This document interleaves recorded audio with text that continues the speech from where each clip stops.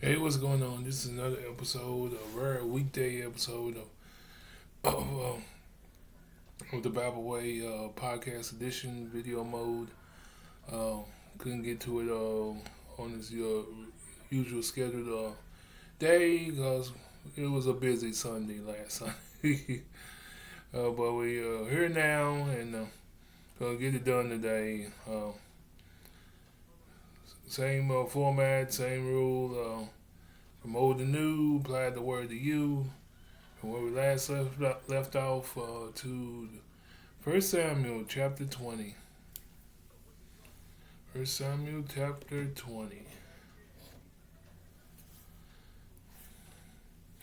Um, let's get right to it. And David fled from Naoth in Ramah and came and said before Jonathan, what have I done? What is my iniquity?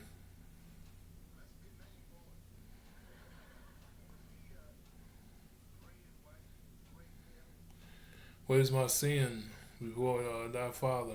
What he seeketh that he seeketh my life? And he said unto him, God forbid thou shalt not die. Behold, my father would do nothing, either great or small, but that he will show it me. And why should my father hide this thing from me? Is it not so? And David swore moreover and said, Thy father certainly knoweth that I have found grace in thy eyes. And he said, Let not Jonathan know this, let he be grieved. But truly, as the Lord liveth, and as thy soul liveth, there is but a step between me and death. Then said Jonathan unto David, Whatsoever thy soul desires, I will even do it for thee. And David said unto Jonathan, Behold, tomorrow is a new moon, and I shall not fail to sit with the king at meat. But let me go, that I may hide myself in the field unto the third day or at even.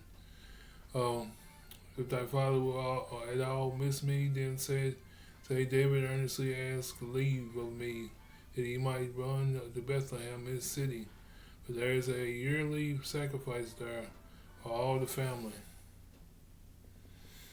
If he said thus, it is well, thy servant shall have peace. So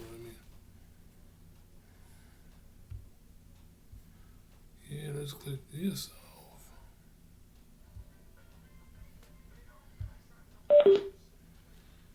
If, if thy father will at all miss me, then say David earnestly asked leave of me that he might run to Bethlehem, his city, for there is early sacrifice there for all the family. If he say thus, it is well, thy servant shall have peace. But if he be very wroth, then be sure that evil is determined by him. Therefore thou shalt deal kindly with thy servant, for thou hast brought thy servant unto a covenant of the Lord with thee. Notwithstanding, if there be in me iniquity, slay me thyself. But why shouldest thou bring me to thy father?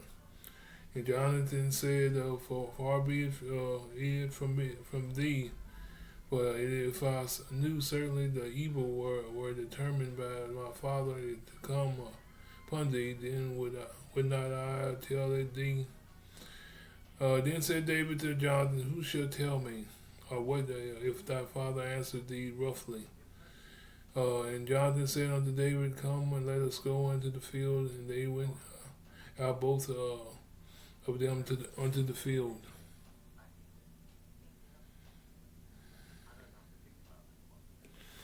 Jonathan said unto David, O Lord God of Israel, when I have sounded my father about tomorrow, any time or the third day, and behold, if there be a good towards David, and I then saying unto thee, and show it thee, the Lord do so and much more to Jonathan. But if it please my father to do thee evil, then I will show it thee, and send thee away, that thou mayest go in peace, and the Lord be with thee, as he has been with my father. And thou shalt not only while yet I live show me kindness of the Lord, thou die not. Also shalt thou not cut off thy kindness from the house forever. Know not when the Lord hath cut off the enemies of David, everyone from the place of the earth.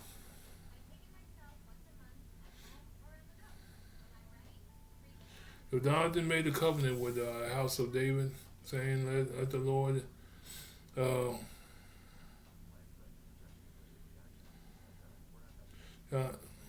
Jonathan, let the Lord even require it at the hand of David's enemies.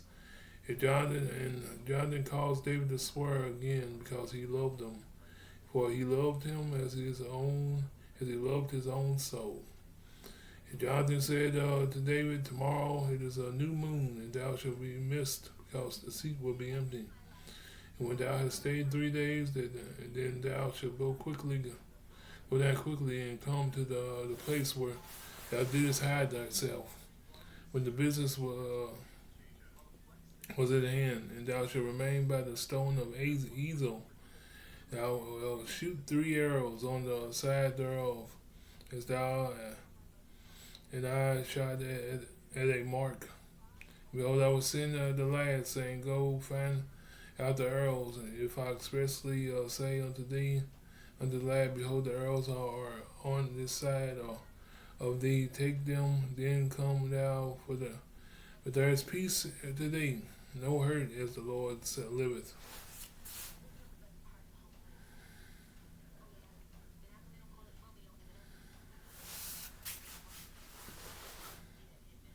But if I say thus unto the young man, behold, the arrows are beyond thee, go thy way, for the Lord hath sent thee away. And as touching the matter which thou and I have spoken of, behold, the Lord will be between thee and me forever. So David hid himself in the field, and when the new moon was come, the king sat down to eat meat. And the king sat upon his seat, as it at other times, even on the seat by the wall. And Jonathan rose, and Abner sat by Saul's side, and David's place was empty.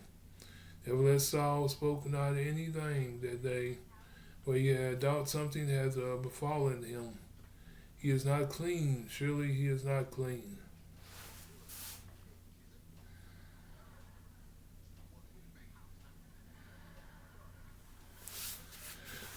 It came to pass on the morrow, which was the 2nd day of the month, and David's place was empty. And Saul said unto Jonathan his son, therefore come not the son of Jesse to meet, neither yesterday nor today.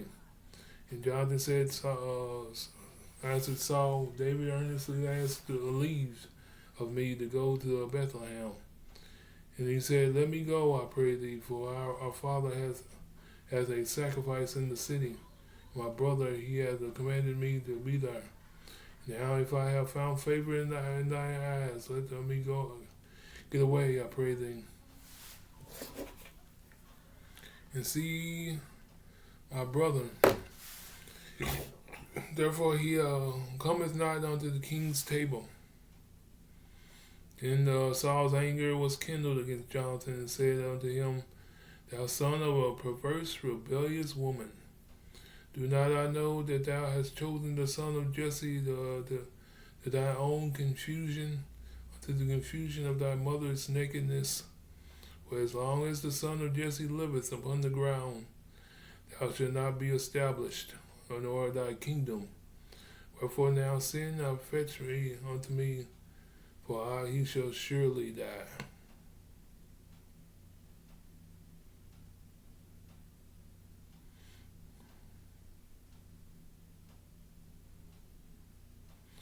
And Jonathan answered Saul his father, and said unto him, wherefore shall he be slain? What hath he done? And Saul cast a javelin at him to smite him, whereby Jonathan knew that it was determined of his father to slay David. So Jonathan rose from the table in fierce anger, and did eat no meat the second day of the month, for he was grieved for David, because his father had done him shame. It came to pass in the morning that Jonathan went out to the field at the time appointed with David, and the little lad with him.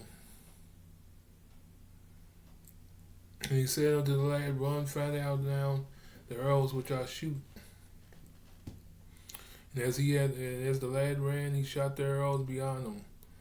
And when the lad was come to the place of the arrow which Jonathan had shot, Jonathan cried out after the lad and said, It is not the arrow, is not the arrow beyond thee? And Jonathan cried after the lad, Make speed, haste, stay not.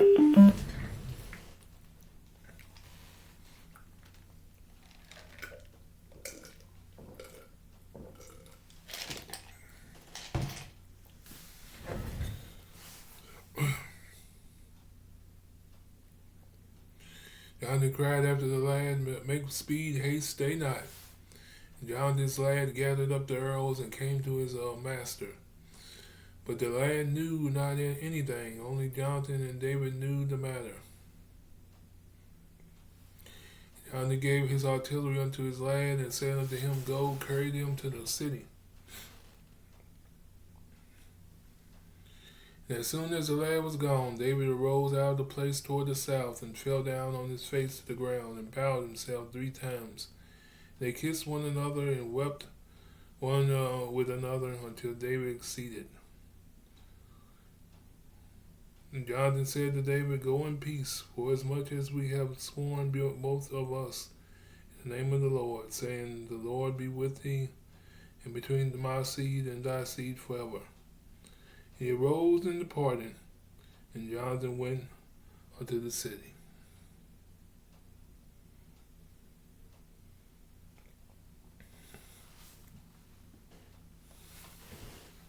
So that's going to do it for this one, though.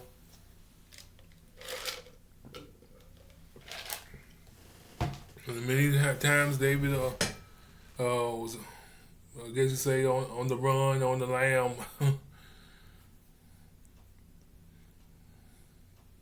Running from Saul.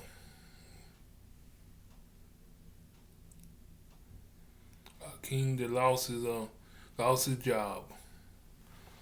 But pretty much this chapter speaks for itself. When I guess you say, I swear some of these chapters that I get, you can make some serious movies, action. One thing about the old, there's always a lot of action in the Old Testament. And this is one of many chapters in the Old Testament with a lot of action in it. Tense action. Especially when Saul throws the javelin at his own son. Throws a javelin at his own son. Got to pin him to a wall.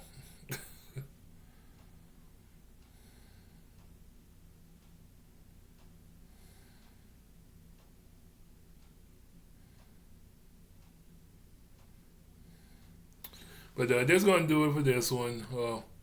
1 Samuel chapter 20. There's another episode of the Bad Way Podcast Edition, video mode on a weekday.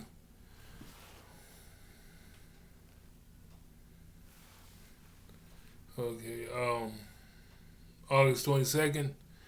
2024 on a Thursday. Y'all have a good one. I'm gone.